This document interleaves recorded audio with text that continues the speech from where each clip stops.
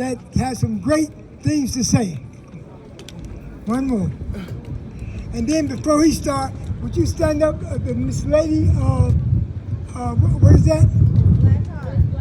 Miss Black Harvey. You know we got celebrities here too.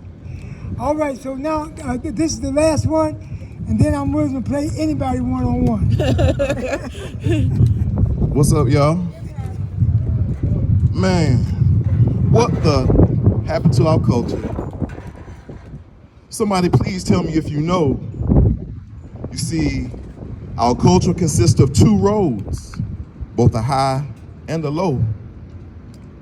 Our culture is a compilation of our beliefs and ideas, for it is they that determine who we are and become. Our culture is not the place we currently reside, nor is it the hood that we come from.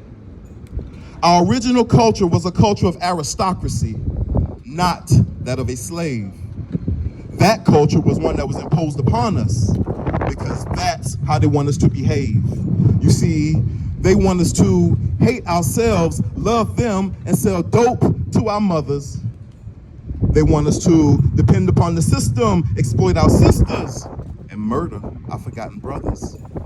They want us locked away with 15 to life, still thinking it's cool to do wrong. They want us drunk and high so we can destroy our community and then glorify in a song. They want us illiterate, buried deep in our ignorance, so no one shall ever hear us. They want us impotent and incompetent because the truth is, they fear us. They fear us because of our power, for we are the founders of civilization. This is why since birth they bombarded us with their diabolical indoctrination. You see, they don't want us to know that our ancestors were kings from the most opulent lands on earth. They don't want us to know that our true culture is magnificence, for then we may recognize our worth. You see, they don't want us to know about the great Mansa Musa, nor the Moorish Empire in Spain. They don't want us to know that our culture is so much more than a slave ship and a tremendous amount of pain. They don't want us to know that knowledge is the key that shall unlock the gates of heaven. Family, they don't want us to know that we are at war and wisdom is our most powerful weapon. The man who has not found something worth dying for is not fit to live. They don't want us to know that to our children, the knowledge of self is the very best thing that we can give. They don't want us to hear the whispers that scream, up, you mighty race, you can accomplish what you will. They don't want us to know that our true place is not at the bottom, but at the top of the hill. Our culture is not what they tell us it is, but what we decide it shall be.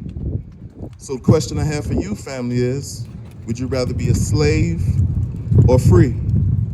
So who here wants to be a slave? Who wants to be free?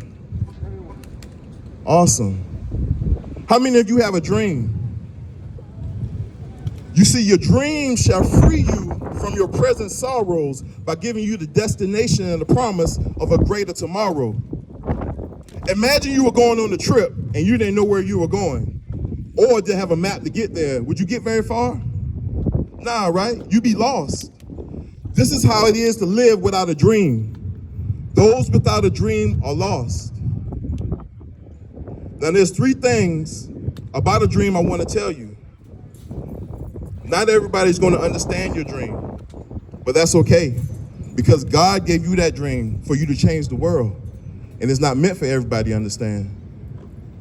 2, some people are going to hate you because of your dreams, but that's okay too, because the person that learns to stand alone learns to stand with God.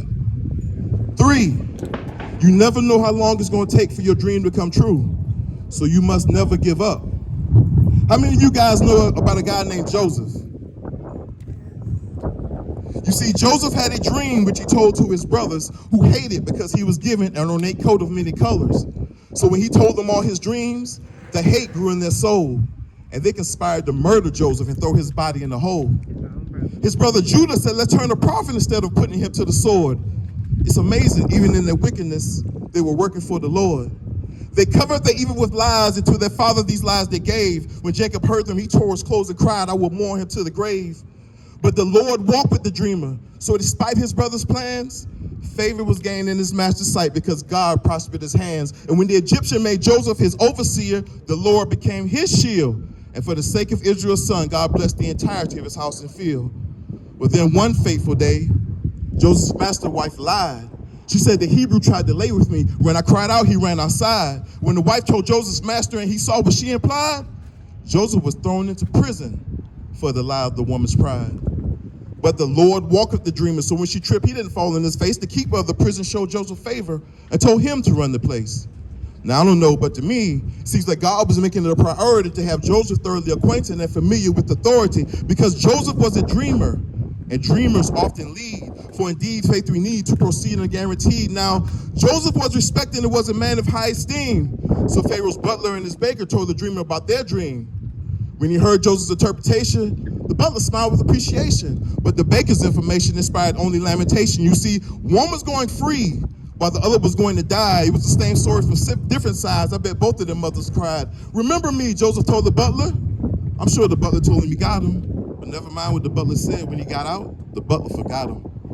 But then it came to pass at the end of 2 years, the Pharaoh had a dream that really left him feeling weird. He called all of the magicians and the wise men of the nation. Still, there were none who could be found who could provide interpretation. But then the butler recalled his dream, and it caused him to exclaim, "It's been 2 years since I forgot, but today I remember my shame." You see, God whispered into the butler's heart and made him speak Joseph's name. And when Pharaoh sent word to the dungeon, the dreamer shaved, changed, and came. The clarification which Joseph provided led the Pharaoh to proclaim, "Rest assured, young dreamer, I promise your life shall never be the same. I shall place you over the land of Egypt. You shall be my second in command." Then Pharaoh removed the signet ring from his hand and placed it on the dreamer's hand. He clothed the dreamer in fine linen and put gold around his neck, placed him in the second chariot and demanded that all bow with respect. Sold into slavery at 17, Joseph stood before Pharaoh at 30. 13 long years after his brothers had done him dirty. 13 long years since they ignored his pleas and screams. 13 years since they mocked. Here comes the dreamer with his dreams. After 7 years of abundance and 2 sons for the pain, Joseph knew what was coming, so he stored immeasurable grain. And when the time of the famine hit and none had any bread, the people cried to Pharaoh. And listen to what they said. "Go and holler at the dreamer. Whatever he says unto you, do." And with this, the coffers of Egypt exponentially grew. When Jacob found out that Egypt had grain, he complained to Joseph's brothers, "Why the heck are you fools just sitting around and looking at one another? In Egypt, they say there's grain for sale that we need to go and buy. So get yourselves up and go get that so that we may live and not die." So the dreamer's brothers came to Egypt, all traveled except one.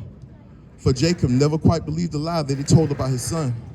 When the dreamer saw his brothers, he pretended to be a stranger. He accused them all of being spies and then spoke to them in anger. They didn't recognize the dreamer and told him there was one other. So Joseph told them to send one back and bring back the youngest brother. But in the midst of all this secretly, the dreamer sighed with relief. For he remembered in his dream, his brother has bowed before his chief. And it was in that very moment that Joseph finally knew he was no longer a dreamer because all of his dreams were coming true. Now, it's important that you guys never give up on your dream because there's a power inside of you that is great enough to change the future. How many of you out there know your true identity? How many know exactly who they are? Did you know that the atoms that make up your body are ancient and come from the stars? Did you know that this universe was mental and that your life was merely a dream? Have you realized the essence of your being was in fact the very throne of the holiest supreme? In Luke 17:21, it is written that the kingdom of God is within you. Now, if anybody can understand what I'm saying, someone tell me so that I may continue. Testify. In the depths of you, there's a power. Your form is merely a wave upon its sea. 1 John chapter 4, verse 8 clearly says that this power is L-O-V-E. You see, the God within you is the love that's in you. And if love is in you, then that means you're God too. But seriously, though, it's a clever disguise. You can never see God, for God sees through your eyes. Be not surprised. God looks low and sits high. The Lord's voice remains silent because silence can't lie. God's voice is right here. Be quiet to hear it. For those that hear silence shall also hear spirit. Y'all hear it? When you're surrounded by the dark, remember you are the light. And never has the sun been held back by the night. Never has the darkness stopped the candle from glowing, and gravity has never prevented a tree from growing. Always take heed to the seeds that you are sowing, for things in life go easy for those that are easygoing. Wisdom never flees from those who take pursuit. Y'all enjoy the rest of your day. At ease and salute.